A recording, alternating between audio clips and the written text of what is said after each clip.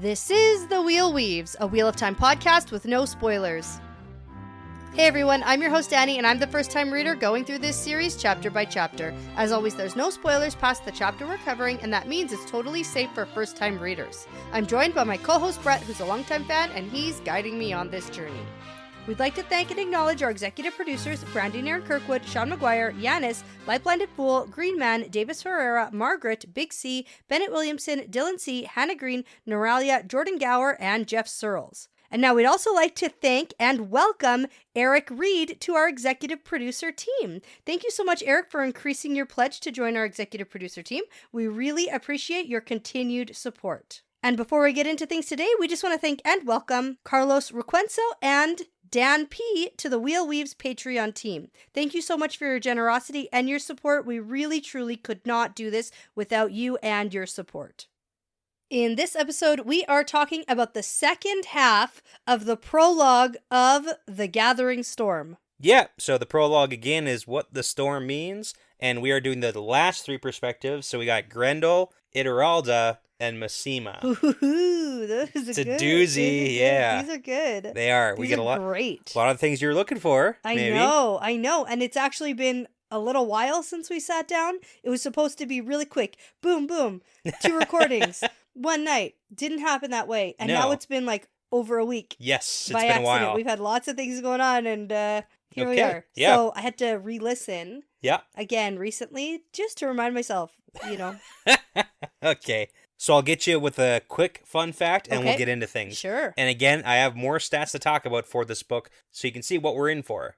Sounds good. So, quick quiz. I talked about the word count last episode. Oh, no. Do you remember how many words this book is? 200,000. Oh, it's sort of close. Okay, 300,000. Okay. About 300,000. So, the breakdown of the male perspective versus the female perspective here. The male perspectives come in at about 120,000 words, compared with the female perspectives of about 180,000 words. Mm-hmm. Yeah, so it's about a 60-40 split in favor of females, and that's about on track with the rest of the series. So, Brandon Sanderson did a good job on sticking with the average. Good average job. number of words, Good job, average Brando. number, like book length, we're all good. Mm-hmm. Okay. Mm-hmm. All right. That was nice and quick. It's quick and easy. Yeah, book stats don't take a long time, but it's important to talk about them. Good. Well, that's good, because I'm really just excited to get into these ones.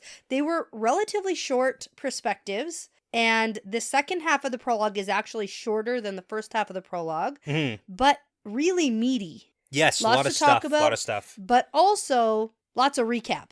Yeah. Lots of that veiled recap, Yeah. catching the reader up to speed on Well, we what's haven't actually heard been from going some on. of these people in a while, too. And when we Yes. did, it was like a really quick scene, a little bit of Mhm. confusion, so I'm assuming you're going to have some questions about what's going on. Right. Or when we last saw people. Maybe. What they were doing. I might. Who they were doing it with, right? Okay. All right, so we are going to enter Grandal. Yeah. Here we are. Yeah. So Grandal's lounging around in her Eridoman palace, Exactly. surrounded by her compulsed people pets. Yeah, it's her space. Mm-hmm. She doesn't like the outside very much, I don't think. No, but she does like mountain air, Mm-hmm. and she likes humidity, Yeah. and she likes when things are just right. Yeah. Just so. Exactly. Just and the way some she very likes it. bitter, weird juice. Yeah, but you know, it's rare. Sour tart juice. Yeah. When I first was like looking at it, I was like, "Oh, is it wine?" But I don't think it's wine. It's like it's juice. No, it's just it's a type of juice. yeah. Yep. It's like, okay, all right, fine. Mhm. But then suddenly, unannounced, Right. a gateway opens up without even the courtesy of a doorbell dingling. Yeah. We did get that. That it's like a courtesy thing from the Age of Legends. Yes. You go ding-a-ling-a-ling-a-ling, and then it's like you have time to, I don't know, put on clothes or You put your little ding-a-ling back so that they know, yeah, safe to enter. Yeah, no, what you actually do is move your pets out of the way so Right. that they don't get their arms sliced off. When you say pets, it's People. like the It's the people. servants. It's the people, Yeah. yeah. She does think about them like that, so Yes. okay. But her pet does not lose an arm, so that's good. One of her Phew. favorites. Yep. Yeah. Okay. Now, a messenger steps through, and this is definitely from Moradin, because he's the only one who knows where to find her. Yeah. So she thinks anyway. I Mhm. always take everything that everybody thinks, especially Forsaken, with a grain of salt. Yeah, that's fair. Because, Yeah, dude, it does no one, yeah. like nobody knows where you are. And I mean, Okay. like, it doesn't really seem like anyone does know, but Sure. anyway. Okay. Moradin did send this person to come and bring her along. Yeah. Now, She's been summoned. yes. Now, quick recap on when we've seen Grandal hanging around. We did get a little touch of her in Knife of Dreams at the very beginning of the book. There was a Forsaken meeting. Yeah. And just as a reminder for what happened in that meeting, it was actually from Erengar's perspective, and Erengar being Halima, right? She sounded like she might want to do some sort of team up with Grandal, which is going to be important this chapter. But then Moradin during that chapter was super angry because he was like, Samael appears to have resurfaced, or someone disguised as Samael giving orders, and they're not entirely sure what the orders were, but they did know that he sent about 100 Murdral and thousands of Trollocs to enter into the ways, and Grandal was pretty confident at that time that Samael was not alive too. Yeah. But then we did actually see like thousands and thousands of Trollocs and Murdral pop up somewhere else. Attacking Rand. Yeah. Oh, attacking Rand. Yeah. Yes. Like that was literally a thing that we did see, but we don't know if that had to do with those fake Samael orders. Yeah, so just like a couple of things to remind yourself of at that meeting. Well, on my list, Samael is still in Limbo Land. Yeah, okay. I still don't really know. Because Grandal here, even in this chapter, she's like, nah, for sure he's dead. Yeah, like, and Moradin says he's dead. Yeah. Yeah. But you're like, maybe not? Yeah. Okay. I'm like, maybe not. Where's the body? Where's the body? Where's anything? Right? Where's anything with any Forsaken, honestly? Exactly, okay. Yeah. And then also, last perspective, a bunch of Trollocs just showed up. Yeah. And took out a bunch of Shanshin. Yeah, that too. Mm-hmm. That Bye, too. Tylee. We don't know. Yeah. Okay. Yeah. Anyways, okay. Right, but didn't I say something like, she was going to escape and bring word back? Yeah, like a bunch of the Shanshin are gonna probably die, but like Tylee is probably gonna be fine. Maybe. Okay. I don't know about that one now. Really? Okay. Yeah. Like we got her introduced as a character, and like she's been around for a minute now. I know. So. Yeah, that might have been it though. Oh, you're. I don't know. Okay. All right, anyway, so the gateway's here. She's been summoned, and she has to obey at this point. So off she goes. Yeah. To some other place. Yes. And now I do have an important thing to note. Okay, about what? You're trying to keep your face straight. I have an important thing to note about the color scheme of this random palace in the Blight. Oh, where they show up? I thought you were going to talk about like the time shift. Because it was like early afternoon, and then it's just like, we must have gone a long way because now it's like nighttime. No, I don't care about that at all. The sun moves and such. Or... Nope. Well, the sun doesn't move, but anyways, that's fine. Well, technically the sun moves, but that's fine. Okay. You want to talk about colors? I want to talk about colors. So the scheme here is all red and black. Yeah, okay.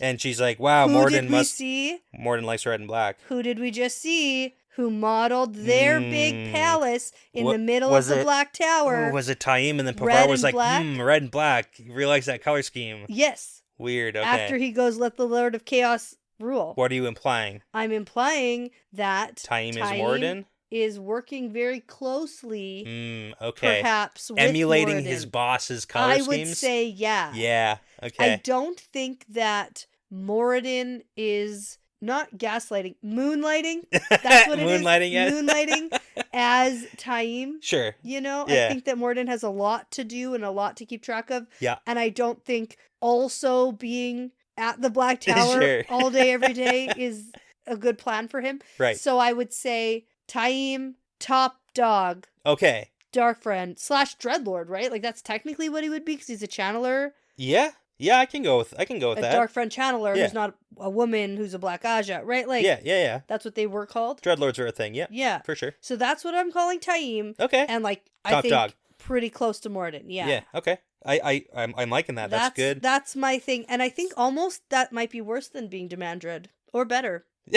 Better or worse. But it's not the same. It's not the same. It's definitely not the same, but also maybe this is worse. All right. Continue with your book report. Okay, thank you. I will. Okay, so we get a heck of a lot of description. Not only the red and black, but out the windows and everything and the heat here. And... I actually like this. This is like Blight world building. Yeah, because and we don't kind of weird. Like, why is there just like a town in the Blight? So that's the thing. That's like literal Blight world building. The Blight isn't there's like just a farmer. There's like a farm. There's like there's possibly towns. There's a palace. There's people like farming. There's people living here. Like we do know that there's people. There's people here. Why though? Because I they don't live here. get it. They would Like, probably be evil. Everything. Or captured and held hostage, and they have to farm the land, and there's guards here. Oh, they're evil people. Or they're captives. They're and not they're just like regular people who live in the Blight, because everything I've learned about this place, Yeah. literally since the Eye of the World, Yeah. is that there's devil worms and there's all sorts of crazy That's shit. why they have guards and here. you like don't even go in. They're not necessarily all evil people, but what I'm saying is like we also know that people get kidnapped a lot from the Borderlands and stuff, and people get taken and brought back, and maybe not all of them go into Troll Cookpots. Maybe And they just live there and farm and stuff. Yeah. I just picture it like an inhabitable place. Uninhabitable. Uninhabitable Currently place. it is inhabitable. It is. No, it's habitable. Inhabitable. Inhabitable means you can't Inhabitable live means uninhabitable. Uninhabitable. No prohibitatio. Okay, people live here. There's at least a palace that Morden has occupied. People not living here, so I'm just confused. Yeah, there's people here. Okay, I'm just gonna have to move along Just past go this with point it, man. Like because I just don't understand. Yeah. And that's okay. It's okay. All right, here we go. Okay, so Grandal's here, and then other Forsakens start showing up through a gateway. Yeah. And first, it's Demandred showing up with Masana. Yep. And she's like, ooh, they're not doing a very good job hiding their alliance, showing up at this meeting together. Like literally, yeah, from the same gateway. So. But then very quickly, Grandal realizes no one else is coming. Yeah. And Demandred and Masana must have requested this meeting. Yes. So then she has to Grandal's pretend. like, yes, I for sure know exactly what's going on around here. Yeah. Mm-hmm, Well, and she picks on the fact that those two are surprised that she's there, but she also already knew about the trifecta little squad alliance there between Demandred and Masana and Semirog. Yeah. Like that wasn't necessarily totally secret. Maybe they thought it was secret, but like we've seen it. She's kind of picked up on it, so. Yeah. Now, we get a bit of a recap about what's going on with the Forsaken through Grandal letting us know what she knows and doesn't know. Yes, because she's like, it's so easy to track yes. everybody. I know that Masana's in the White Tower. Yep. And I also know that Erengar is helping with the rebel Aes Sedai, blah, blah, blah. But also... we also know that she took off. Yeah, not anymore, she's not. No, not and in that the same must capacity. have happened relatively among the same timeline. Yeah. That Semirog was getting captured. Yeah, for sure. Right? Probably. So I would have to assume it's like roughly pretty quick. Yeah. Pretty quick. And we don't know how fast information passes and how fast she can find out. Well, based on this meeting we're about to have, they already know Yeah. Semirog is in captivity and they know exactly what went down. Yeah. Right? So I would assume that Halima taking off, they also know that happened. Maybe. Maybe. Yeah. That's as good as it gets at this point. Okay. If Grandal's not telling us, like, it's hard for us to say. Right. But she also thinks about how she has no idea what Demandred is up to. Yeah. Shoot, me neither. Yeah. Shoot, that's like the really tough question. We don't even have a hint of what he's up to. And I'm like, come on, just a hint. Yeah, we get like tiny little tidbits here. So, but also just as a quick recap, Moradin is getting everybody ready for the last battle. Sindane, which is Lanfear, and Moghedien are running tasks for him still. Yeah. Because they are the Mind Trap people. We don't know that she knows that, just that they're like subservient basically. Mm-hmm. And then this is where she's like, okay, Samuel's got to be dead. And she just found out that Semirog had infiltrated the Shanshin. So she's like, oh, that's where she was. But that doesn't really help now when she learns at this meeting that she's captive. Right. Okay. Now, when Grandal's thinking about what Demandred might be up to, we get a little bit of a hint that he likes to command armies. Yeah. Because that's like always what he's done. He was top dog in the Chosen. Yeah, but there aren't a lot of options left in this world, so she figures maybe he's infiltrated the Borderlanders. Yeah, I want to hear your opinions about this because, okay, so from what we know, Demandred was a top general, like that was kind of his thing, and he was basically like second place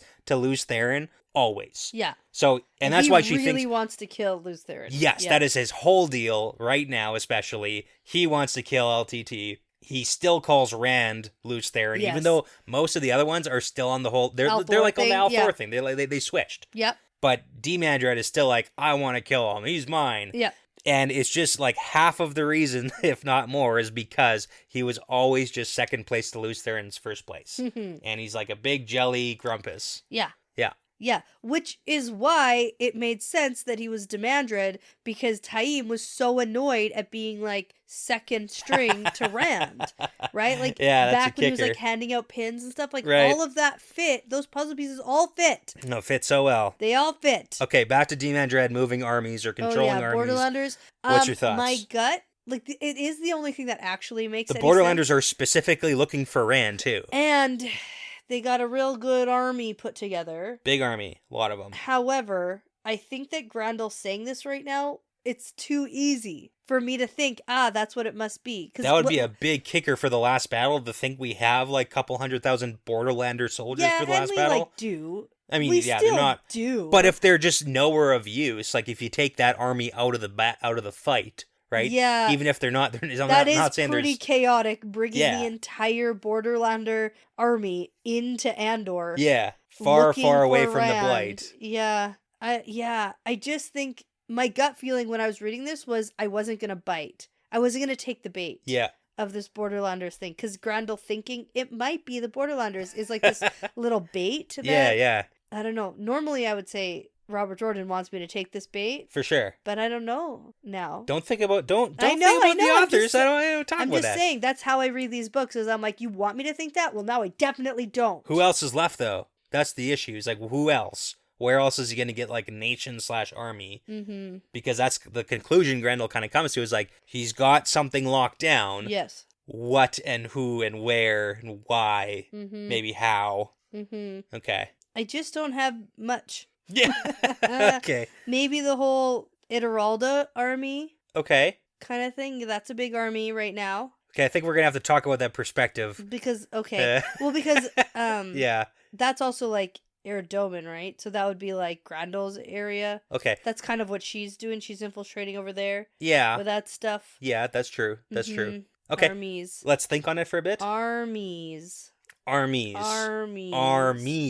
Matt's army.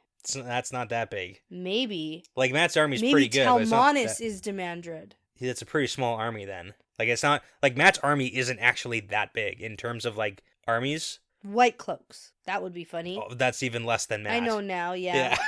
We're, Sean Chen again. Somehow. Their second secret army. Mm-hmm. Okay.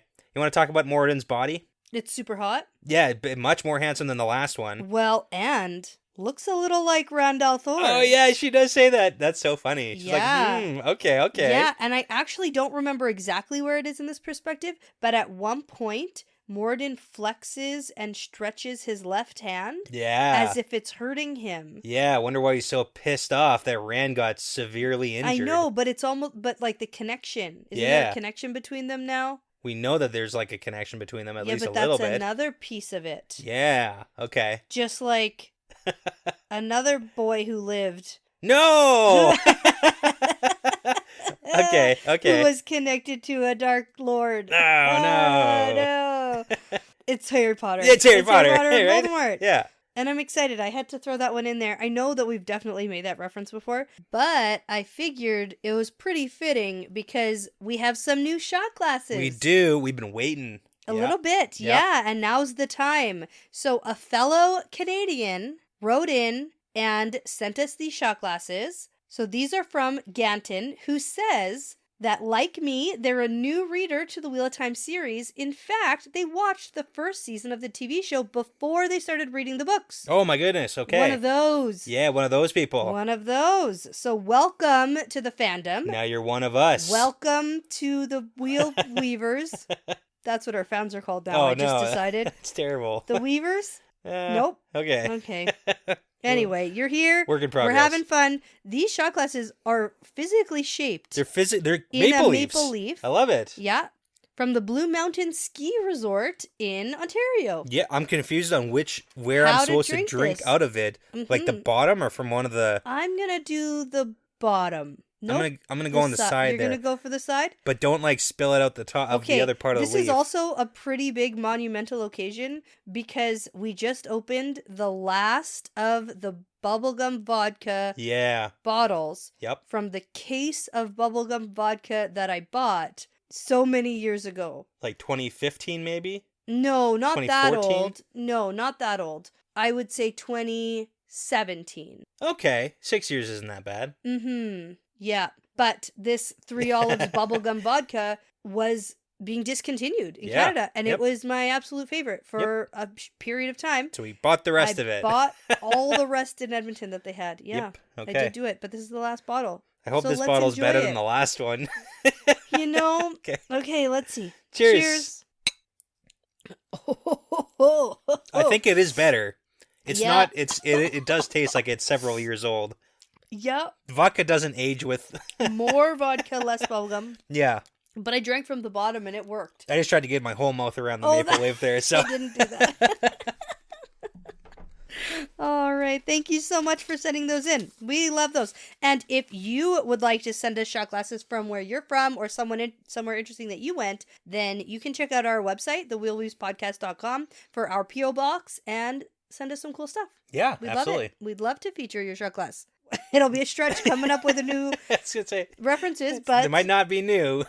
You know what? Oh, well. Yeah, that's fine. Yep. Okay. Where are we? Grandal's thinking Moradin's pretty hot. Yeah, except too strong of a chin. Much better than his last body. Yeah, last one sucked. Yeah. And I want to know, is like before he became like Fire Eyes and like Fire Mouth guy, like that. Is that what she's referring to, or like Age of like? Is she talking about Fire Eyes? Maybe because Fire Eyes not attractive. Turns out. You know, but depends what you're into, I guess. Yeah, Grandal, no. Yeah. Yeah. Cool. So, anyways, everyone that's gonna be here is now here, and everybody's got to respect Moradin because now he comes in. He's got the authority. Yeah. As Nameless. Yes, he does. Here we go. Let's start this meeting. Missana immediately starts talking. Moradin, we have to rescue her. Yeah. And then this is where we find out. Yeah, because Grendal's like, oh, okay, not a Moradin meeting. He just like agreed to the meeting. Yeah. It was called by them. Mm-hmm.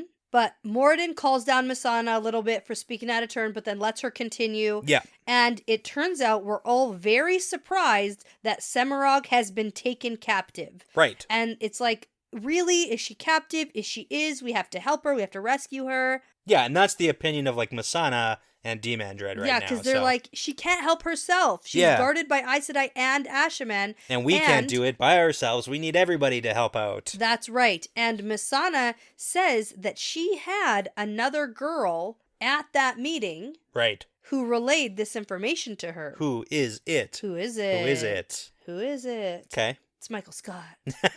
Could be. Mm-hmm. No. One of the Shanshan or Black Aja? Oh, it's Missana says this. It's one of the Aes Sedai. Okay. Yeah. Okay. Yeah, because they're Aes Sedai and Ashaman are all there. Yeah. Yeah. So it's probably one of the Aes Sedai who's there. Okay. That's pretty good logic. Right? I like it. You thought through that. That's good. Or it doesn't matter. It doesn't matter. Yeah. Okay.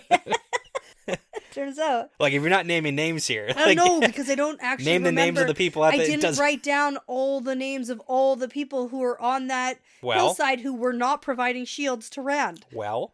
I might have written down some names if anyone provided any shields or helped out at all. Yeah. It doesn't matter who's a Dark Friend because they all suck. Yes. Maybe that one was like, aha, let's not do a shield. We don't need to do that. Yeah.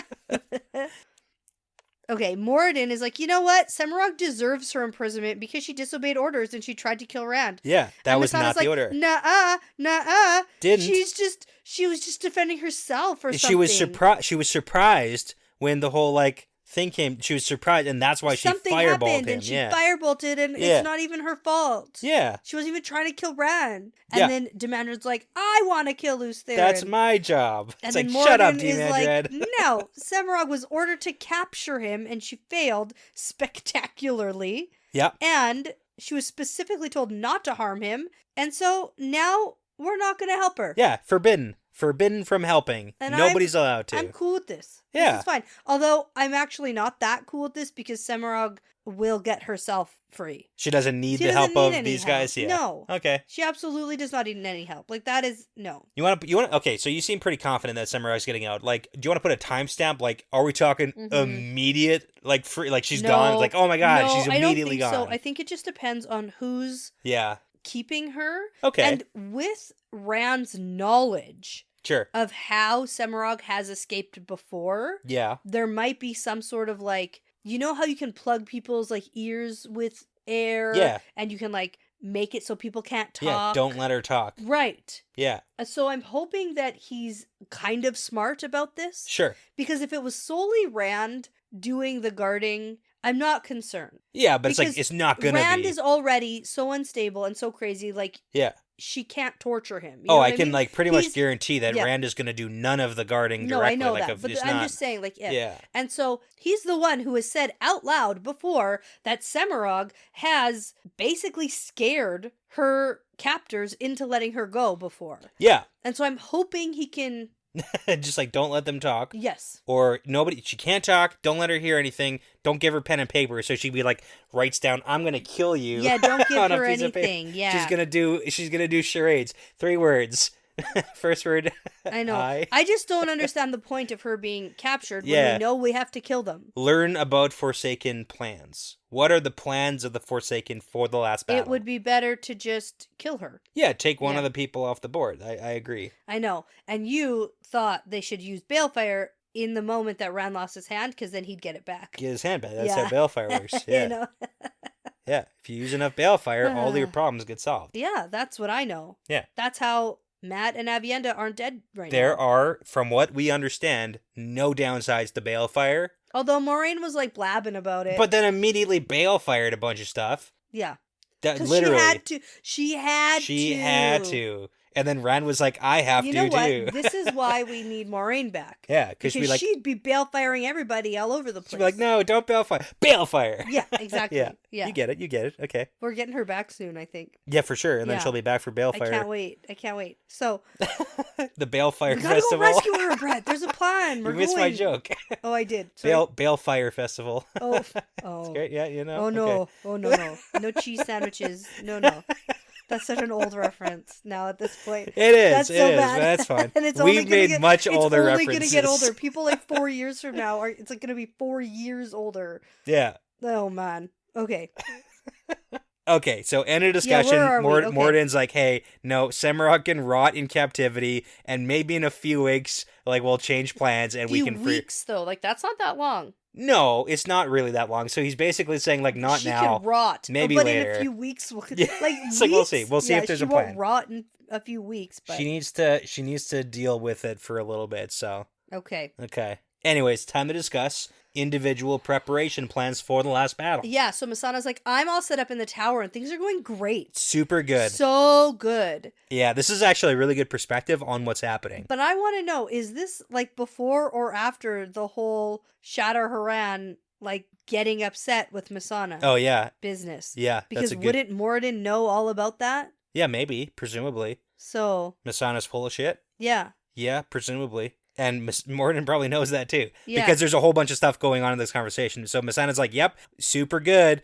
I'm going to have control of the tower, and it's going to be a broken white tower, and also a whole bunch of Aes Sedai who are going to be on our side this time. Ha ha ha ha. Yeah, both those things, broken and fighting Awesome, for yeah. us, whether they want to or not. And then Grendal's like, okay, but Erengard just told me, no, probably the rebels are actually going to win this thing. Yeah. And what's it going to be But like? then Grandal thinks to herself, it's either the child or the fool fool. who's in charge, so I don't even care. Yeah. Yeah. Okay, so, but that's the thing, is even if Grandal is like, what? That doesn't sound right. It sounds like Masana is, Yeah, and then she's lying. all we get from Demandred is, my rule is secure, I gather for war, we will be ready. Okay, so his rule is secure. So he has somewhere under his control, and it sounds like he's got armies. That's what Grandal takes out of this. Mm-hmm. I like it, and she wants so more. Annoyed because I want more too. Oh, I know. I'm Grandal in this moment. Sure. Yeah. Yeah, why not? I also want more. Okay.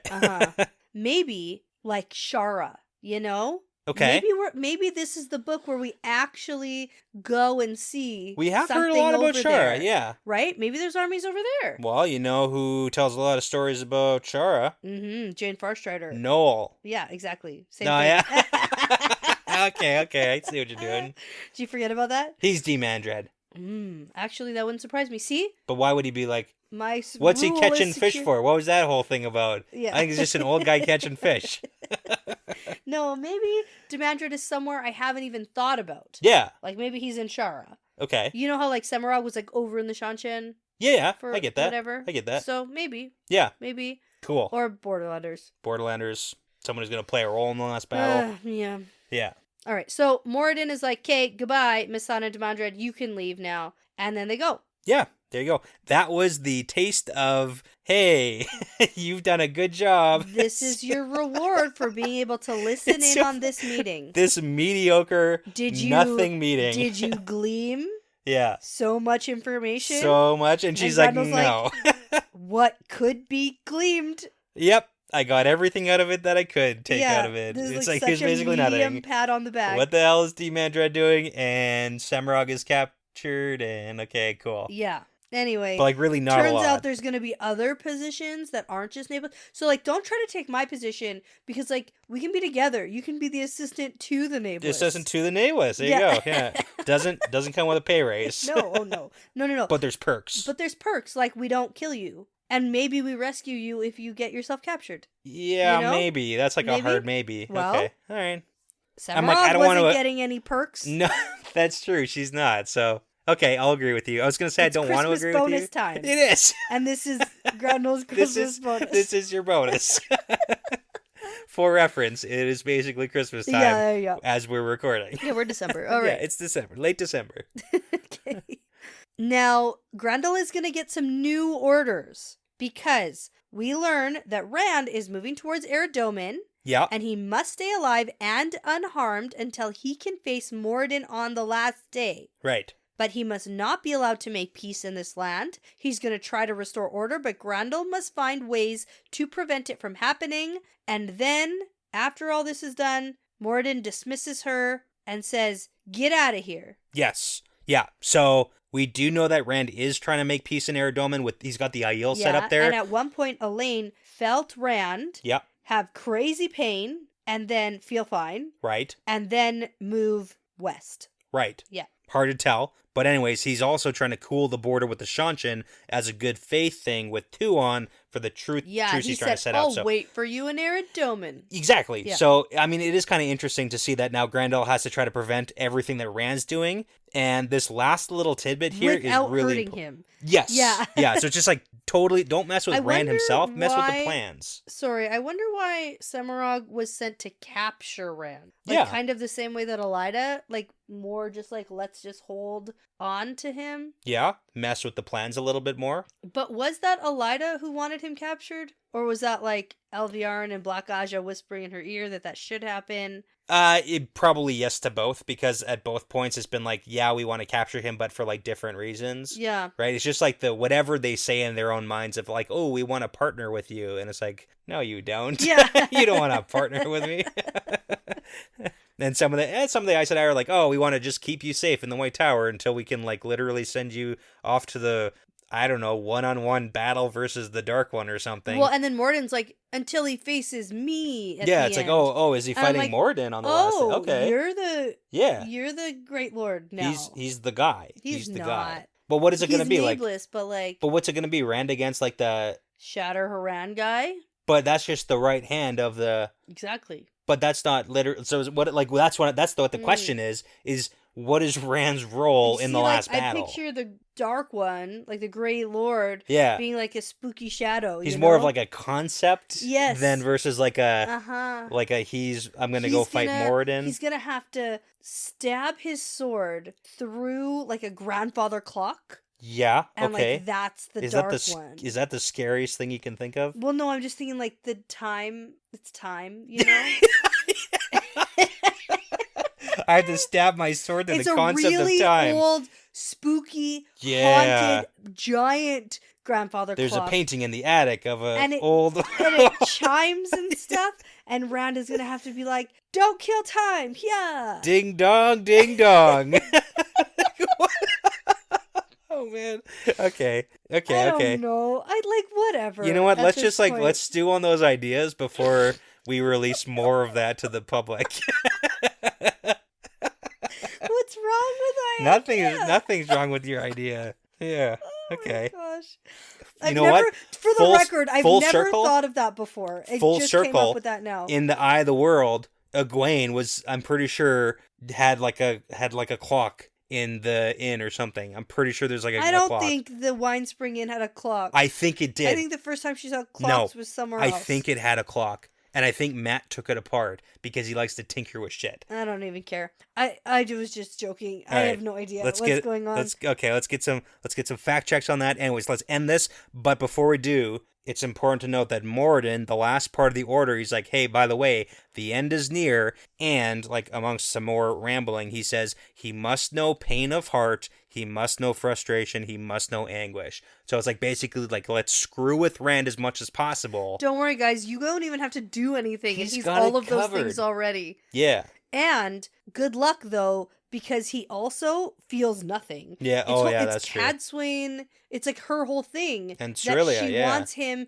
to be able to feel something. Yeah. And at some point during this perspective, Grandal thinks about Demandred as having emotion. Yeah. And sometimes he's like too hot-headed, whereas Semirog has like zero emotion. Right. But sometimes it's the very emotional that will drive you to do things that other people couldn't even fathom. Yeah. Because of the emotion involved. Yeah, and Rand is like shutting himself off of everything, and that's not healthy either.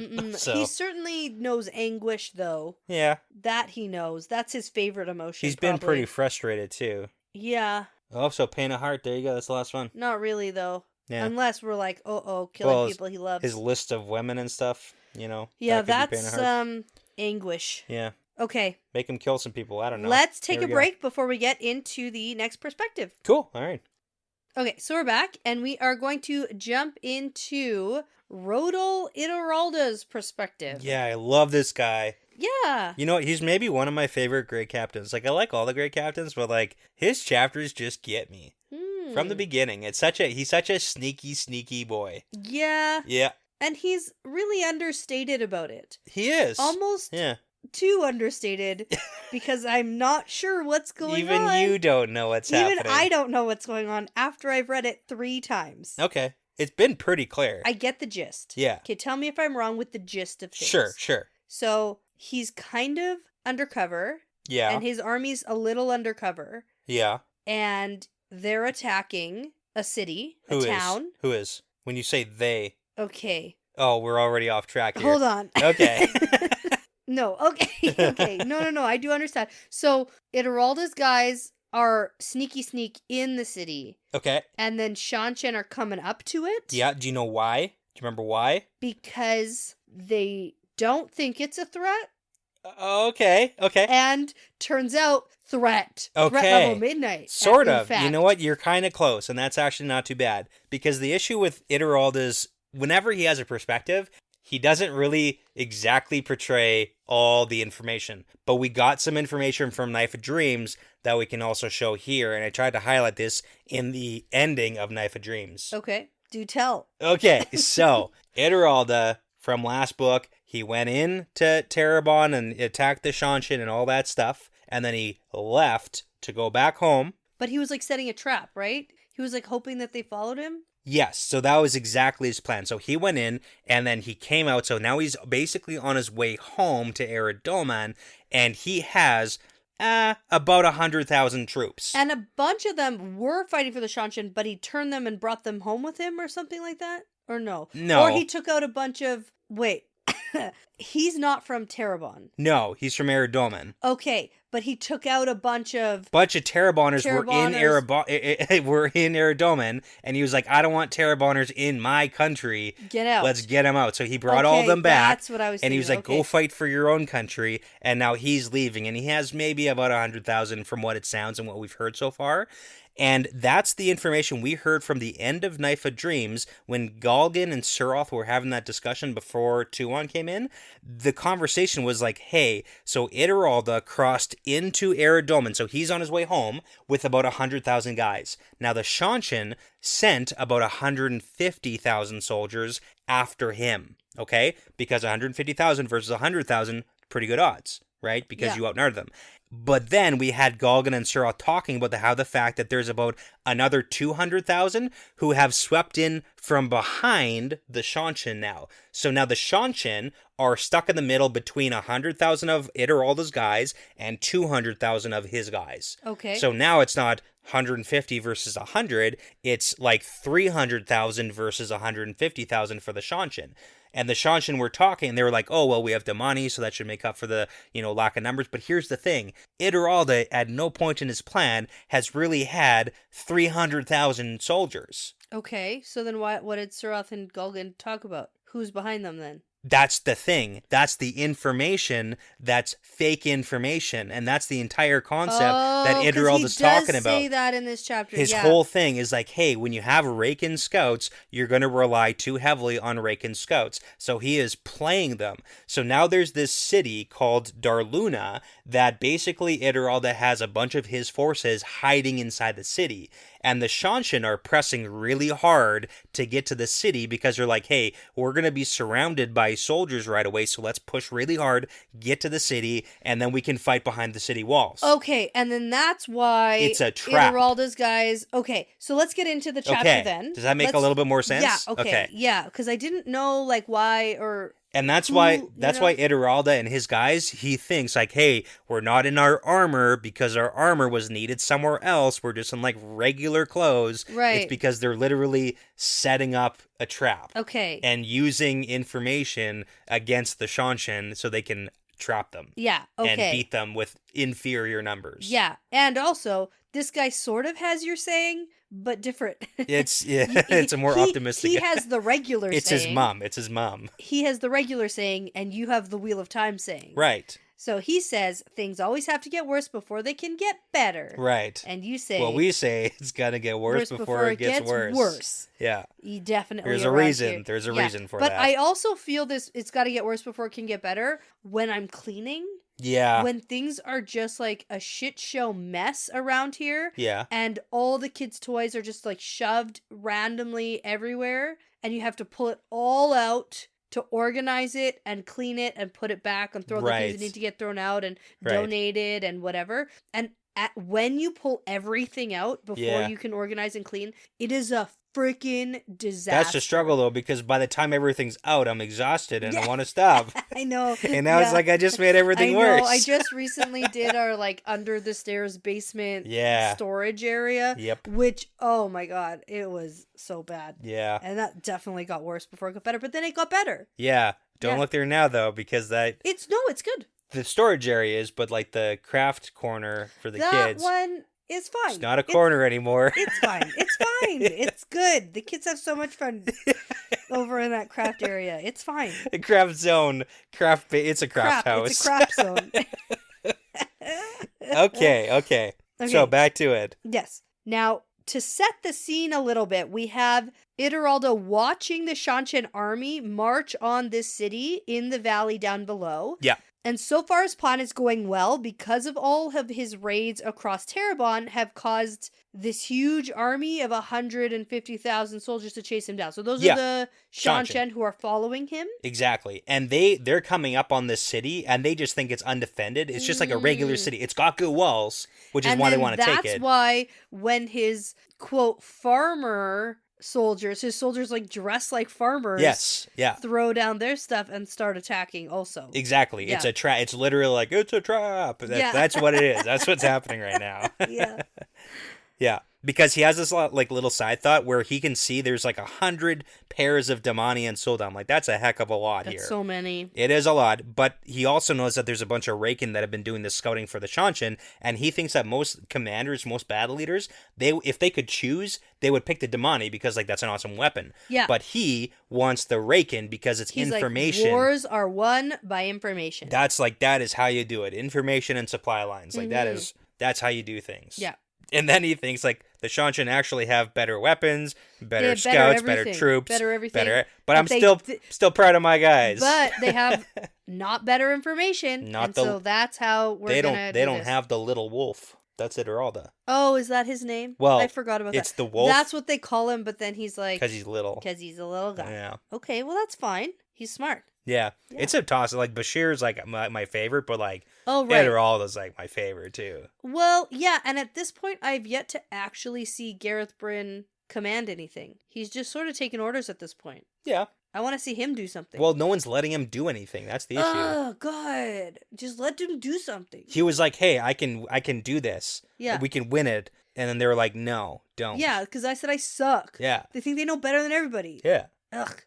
Terrible. Let Gareth Brett do something. Because I want to like him the best. Yeah. For no reason. Other than I kind of like him as a character, you know? He's a good guy. I like him. Yeah, he's good. Yeah. Okay. Anyways, here we go. But he got that title for a reason. He's one of them, right? Gareth. Yeah. Yeah. Yeah. Yeah. Okay. Well, I think before this is over, Matt, his name is on this list. Oh, okay. Yep. Yeah. I mean, I don't think there's like an official like rock and roll Hall of Fame style. No, like... there 1,000% is. Okay. Everybody knows the 5 great battle commanders of this time. Matt is added to that list. Cool. Love 6 it. now. Okay. 6 great battle Do you commanders. take off the ones who are dead, or like Well, what 'cause happens one there? died, right? Pedro and Niall. Pedro Niall. Yeah. He's dead. Yeah. Yeah, okay. Yep, he's dead. He's Yeah. not of this time anymore. He was Right? like 100. Yeah. He was like 90, 98 or something. Yeah, he was an old He's dude. really old. Mm-hmm. Okay, back to this conversation, because Eralda Yeah. is like in a talk with one of his captains here or whatever. So the officer, Glidrin. Oh, yeah, and they're basically just talking about how the Shanshan didn't notice that they're actually inside the city and surrounding it. Yeah, because they're relying on the Rake and scouts. Yep. So they're pushing really hard to get to the city so they can take it, so they can defend from behind the walls. Yeah. So they don't get surrounded. And then Eralda says, give the order. Yep, here we go. Here we Okay. go. Yeah. And the battle begins. Yeah, it's a lot of Basically. description. Yeah. Yeah, but okay. Good luck, Eralda and your army. Yes, And because that's the end of basically the- we're catching the Shanshan unprepared. We got a bunch of ambush soldiers. Hopefully we can take out the Damani and all that stuff really fast. And we don't actually know that there is another army coming from behind. Like maybe some, but not the numbers that have been said. And we've actually gotten that a lot from the Shanshan. Like they have, with the Matt thing, with the Rand thing, like they do rely on the Raken and they get numbers wrong Yes. a lot. They are not prepared for this type of warfare. No. For everything they're good at. Well, no, and then that's why Tylee was like, why are we Yeah. fighting all these people at like all costs? Like what's why happening? are we attacking these armies at all costs? Like, shouldn't we just be like hanging out with everybody? Yeah. Well, see, a long time ago, Archer Hawkwing was like, this is all my territory. And now they're coming back and they're like, it's ours mine. again. Or He something. said. Or still. Archer Hawkwing said, so ours. Yes. History, man. Yep. Crazy. It's Okay. hard thing. Here we go. All right, that's the end of this perspective. So here we go. See where they end up. See, yep. We'll like see. in a book from now or something. Like who knows? You know. There's not that much time left. I know, but this is the type of thing where it's like we Yeah. hear about it, and then like at the end of the next book, or like sprinkled throughout, we might get a report Sure. from somebody to somebody about what's going on in Eridomen. You know, Yeah. like actually catching back up with this guy and what's happening. I don't know if we Okay. will or not. All right. No, I can respect that. Okay, so we are going to perspective change to our last perspective. This for one's prologue. a doozy. It certainly is. Being in Masima's brain Reminds is, me of being in Padden Fane's. I was gonna Yeah. say that. It's very similar. It's like it's chaotic. It's an absolute mess. Well, and he talks about himself in the third person. No, Yeah. first person. Which I one don't is know. It? It's the one that's terrible. Oh, shit. Now I It's gotta the one look that it up. you're like, why? Why are Why you doing this? Doing that? No, okay. It is third person, and it actually has a word. Yeah, looked it up. Looked it up. Iliism. Yeah, totally unhinged. He's crazy. Yeah, yeah. So, I mean, we did have a question during the whole Masima conversations and discussions and scenes when we got to like see what was happening. We talked about. I was like, he's got to die. Well, yeah, Yeah. he has to die, but is he actually super crazy or is he just playing the part? Is he Mhm. is he playing everybody to get whatever he wants out of this situation? Yeah. And I actually did think that there was a little from column A and a little from column B. Probably was, and I feel like it was like a descent into the madness of like the Yes. he started here and then it got worse. Well, and now he's 1,000% descending yeah, because of what just happened. oh yeah, just like his spiraling mentality. He's spiraling. Okay, let's talk about it. Oh though. yeah, it's So- so good. Now, he calls himself the prophet, but in his own head. Yeah, So he's like, the prophet is scrambling up the hillside. Yeah. And his followers are straggling behind him. yeah. Like, that's like kind of how he's thinking. He's the prophet. He's like, the prophet can rebuild. because he's not Masima. Masima is dead. gone. He is the prophet. Yeah. And there's a lot of insane inner thoughts from Missima. Yeah, but the important part is like he's scrambling up the hillside. He's got his followers, but there's so few left. Like we got to see what is remaining. Less than 100. Less than 100 remaining from the Battle of Malden. So that's very cool. Very good for us. Yeah, and he thinks about how there has to be a reason that so many of his followers died assaulting the city of Malden against the Aiel, and it must have been because they were seeking the shadow. Secretly, they were all dark friends. Obviously, like, that's why they died. Because the dragon would protect his righteous people and lead them to victory. Yes, it makes sense. So they all must have been dark friends. Yeah, all of them. So that's the bad news. The good news is that he can rebuild. He just has to find other people who want to destroy the shadow. Right. Yeah, and then just think about the future when the Lord Dragon will rule everything and it'll all be great. I did have a small thought for like a second. Okay. That Demandred was in charge of like the Dragon Sworn type of armies, like that kind of chaos. Well, I mean, because like that would be pretty funny. Well, let's talk about that because like what figure appeared to Mima, bathed in light, looking like the Dragon Reborn, right, and telling him to kill everyone. Perrin. Perrin, and the orders for the Forsaken, kill Perrin and Matt. Right. So let's talk about who's actually giving Mima orders here. Okay. Yeah. Because he thinks about how that happened. It did. So that specifically. Now, unfortunately, that idiot Aram died. Right. And failed. He was a tool. But he was secretly a dark friend, obviously. That's why he died.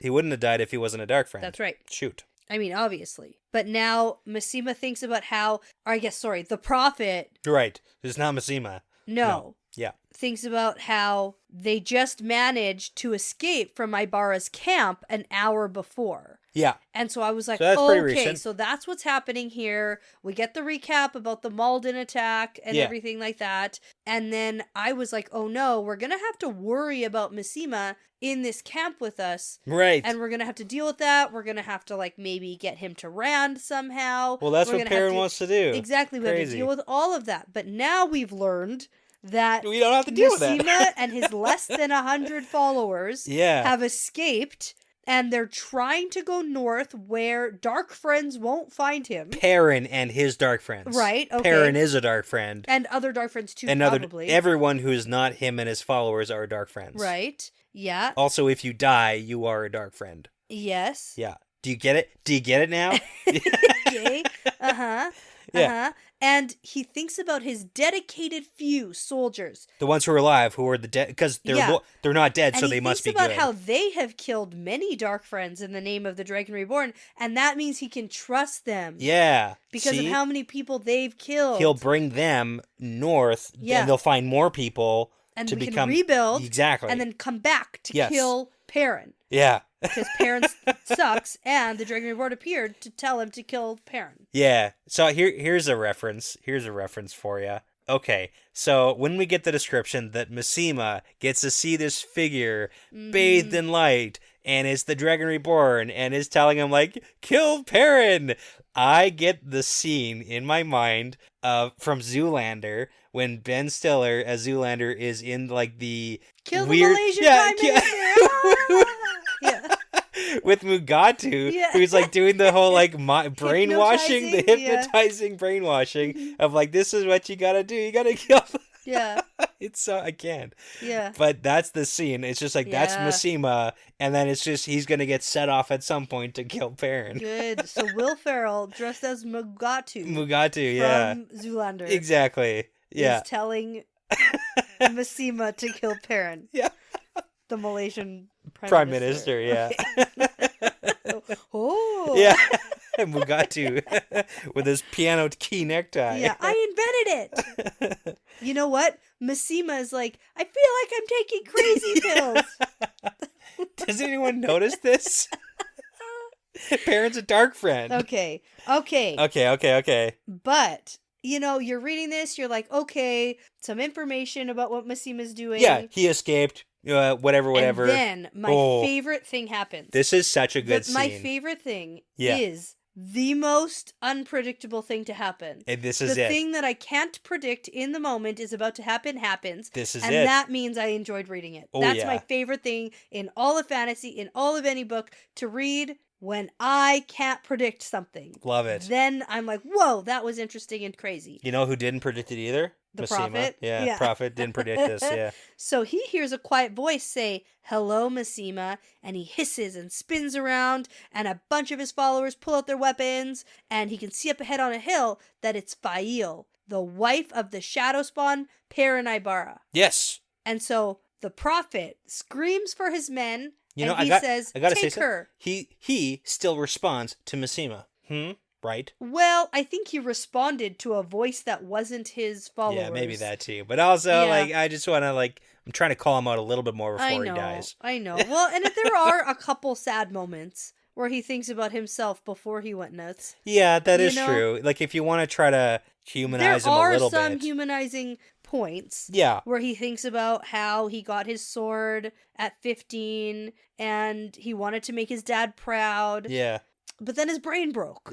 It did. It broke all the way. All the way in half. It just broke. Shoot. So, Anyways, so he's like, take her! And so they all start scrambling forward, and then they realize that there are people behind Fail. It's not just Fail by herself. With bows drawn, and then Fail makes a motion, and arrows just start flying into his soldiers, and then an arrow slams into Mima, throws him to the ground, and he's like, why didn't the dragon protect us? No. And instead of being like, oh, I must be a dark friend, he's like, oh, this is Perrin's fault. Yeah.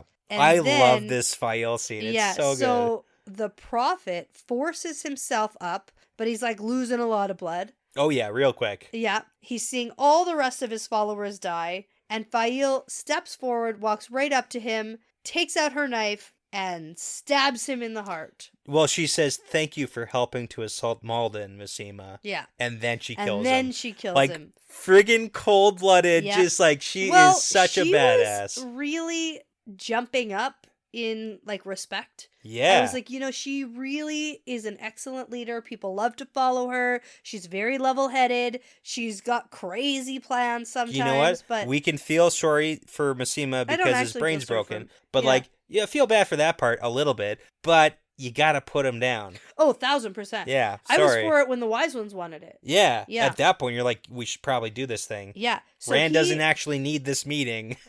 No. Yeah. Not even a little bit. He wanted a meeting because he thought he could reason with him. Yeah, he was like, take care of the prophet. Take care of that situation. And Perrin took that as like, make the meeting happen. Make the meeting happen. And he like still probably was thinking that because now as Mima is lying here dying, he hears Fail say, sometimes a wife must do what her husband cannot. It's a dark thing we did this day, but necessary. Let no one speak of it to my husband. He must never know. Love it. And I love those definitive statements because parents go, no. Is he gonna know? Oh, yeah. Okay. Yeah, he'll know. Well, what's he gonna be focused? Is he like, oh no, where did Mima go? Maybe, because that's still his only task. Yeah. Like, that's what I was talking about with Matt last book. He needed some sort of purpose. Can Fail divert him? Because yes. if he's like, we gotta find Mima, and she's like, I don't know. He left. I don't know. No, because that's the problem. Is like, is he gonna go looking, and is it going to have to come out that no, he's just dead, don't worry. Yeah. Kind of thing. However, the fact that she had to come out here and do this. Yeah, she did. Means that Perrin, number one, told Fail that Aram tried to kill him, and that's why Aram's dead. Okay. And the prophet wanted that, or Mima wanted that. And then also, everybody else was like, Mima's crazy and needs to die, because he's literally having followers murder people. Well, I mean, Fail has her own group of people who can do whatever they want. 100%, yeah. But I don't think she would just do this. Because now Perrin and Fail are back reunited. Sure. And they must have been together for a little while and, like, exchanged some conversation. Yeah. And she was probably like, okay, let's kill Mima. And he was like, no, we have to bring him to Rand. And she was like, okie dokie. Sure. Yeah. And so, yeah, she's clearly on board with Mima needs to die because he wants to kill Perrin. Yeah, okay. And Perrin is probably like, no, that was just Aram. He was separate. So lost. That was a different thing. That was different. Okay. And he's, I don't know, he's Perrin, right? So, no, it's great. It's good. It's good. And as Mima's dying, he's thinking, did I do well, Father, or did I fail? And then there's no answer, and then he dies. Yeah. You know, But that's a death, right? Like, that's a body we see. We're in the perspective. Oh, yeah, no, he died. He's 1,000% dead. He's dead. He's gone. Yeah.